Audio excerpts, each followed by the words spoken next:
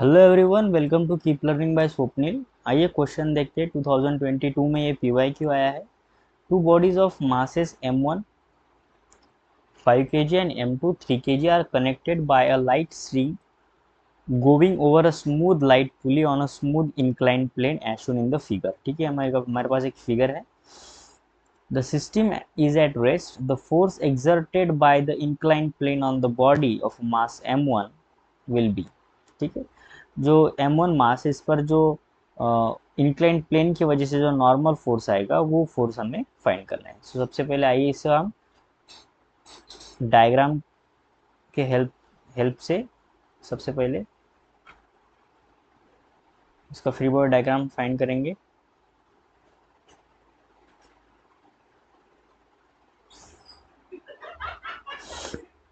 Okay, सो एक block यहाँ पे है कुछ ऐसा। ठीक है,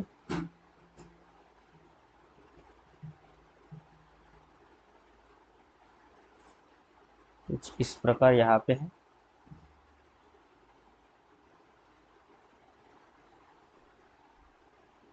जो कि m1 है, और एक ब्लॉक यहाँ पे है।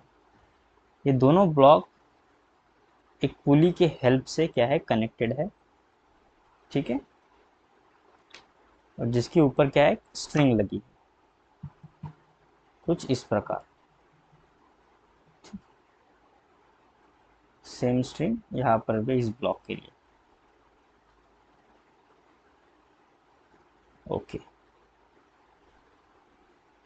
तो ये तो है हमारा m1 और ये है हमारा m2, और ये एंगल गिवन है ऑलरेडी हमें, थीटा।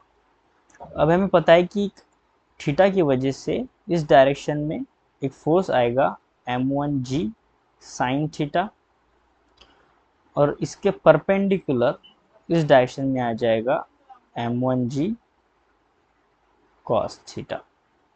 अब ये सरफेस भी इसके ऊपर एक फोर्स लगाएगा जो कि होगा नॉर्मल, जिसे हम कैपिटल एन से डिनोट करेंगे। स्ट्रिंग में एक टेंशन होगा कैपिटल टी, और सेम यानी एक ही स्ट्रिंग होने के कारण सेम टेंशन यहाँ पर भी आ जाएगा कुछ इस तरह। अब ये एक्सलेशन ड्यू टू ग्रेविटी की वजह से नीचे की तरफ एक फोर्स लगेगा m2g। अब तो ये हो गया हमारा फ्री बॉडी डायग्राम। इससे यूज करके हम दो इक्वेशंस बना सकते हैं। अब क्योंकि इक्विलिब्रियम में है तो t is equals to m2g, जो कि m2 को बैलेंस कर रहा है, और m1 को भी t ही बैलेंस करेगा, पर वो m1g साइन थीटा को बैलेंस करेगा, ना कि इस इक्वेशन में, यानी ना कि वर्टिकल में। और वर्टिकल में जो बैलेंस कर रहा है यानी नॉर्मल, उन्हें उसे m1g cos थीटा इक्विलिब्रियम में ला रहा है। ठीक है, अब फ्रॉम इक्वेशन 1 एंड 2 अगर मैं इन तीनों इक्वेशन को देखूं, ठीक है, इसे कॉपी करके नेक्स्ट पेज में देखते हैं।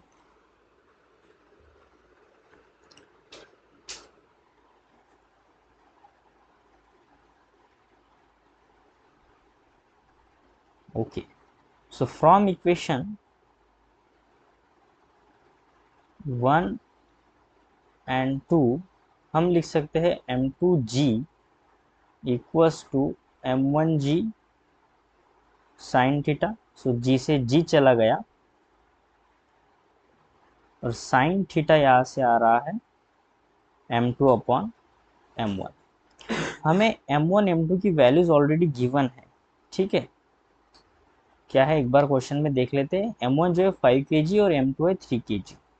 m1 है 5 kg और m2 है 3 kg। अगर मैं यहाँ पे इसकी वैल्यू लिखता हूँ 3/5, अब sine theta is equal to 3/5 एक रेशो आ रहा है, इसका मतलब थीटा होगा 37 डिग्री। अब जैसे हमें थीटा पता चला, हम इक्वेशन 3 में इसकी वैल्यू लिखेंगे।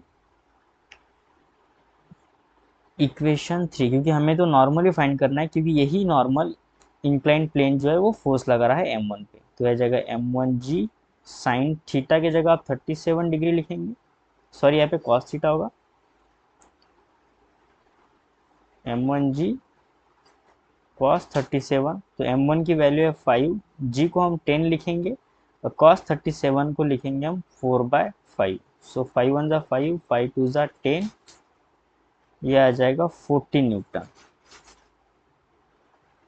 ठीक है, सो कितना फोर्स लगा रहा है, 14 न्यूटन का फोर्स वो इंक्लाइंट प्लेन लगा रहा है। सो कौन सा ऑप्शन सही होगा, option B is the right answer.